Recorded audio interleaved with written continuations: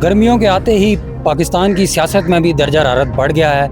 इस वक्त जून आ गया है और जून में जहां एक जानब बजट आ रहा है, वहां दूसरी जानब एहतजाजी लोग कश्मीर में एहतजाज करने जा रहे हैं। दूसरी तरफ गिलगित बल्तिस्तान में जारी इलेक्शन में भी काफ़ी हंगामा आराइयाँ देखने को मिल रही हैं और काफ़ी तफज़ात देखे जा रहे हैं सियासी जमातों की जानब से। किसी को फेयर प्ले मिल रहा है और किसी को बिल्कुल फेयर प्ले नहीं दिया जा रहा। इसी की जानब आएँ तो इस माह जून के अंदर इस्लामाबाद, रावलपिंडी और गिरदोनवा सूबाई जो दारुल-हुकूमत हैं उनमें ज़मीन को गर्म किया जाएगा। मुख्तलिफ़ सियासी पार्टियाँ इसके लिए प्लानिंग कर रही हैं।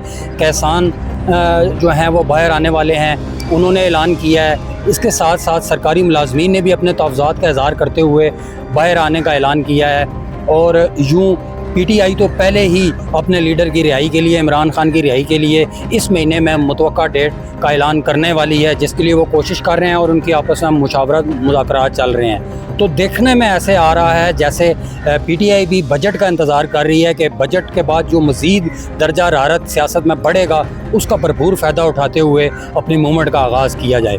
दूसरी जानब किसान इस्लामाबाद की तरफ मार्च करने की मनसूबाबंदी कर रहे हैं और इसी तरह सरकारी मुलाजमीन भी, उनकी जो तंजीम है वो भी आपस में मीटिंग्स कर रहे हैं, वो भी बाहर आ रहे हैं क्योंकि उनको भी ये तफ़ज़ात हैं कि उनको पिछले साल भी कुछ मराहत नहीं दी गई और इस दफ़ा भी कुछ नहीं दिया जा रहा।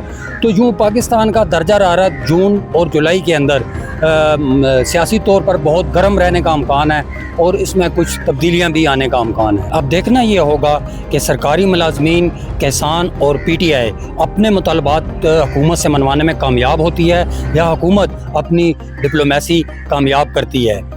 राजा इसरार हुसैन, रोशन पाकिस्तान न्यूज़, इस्लामाबाद।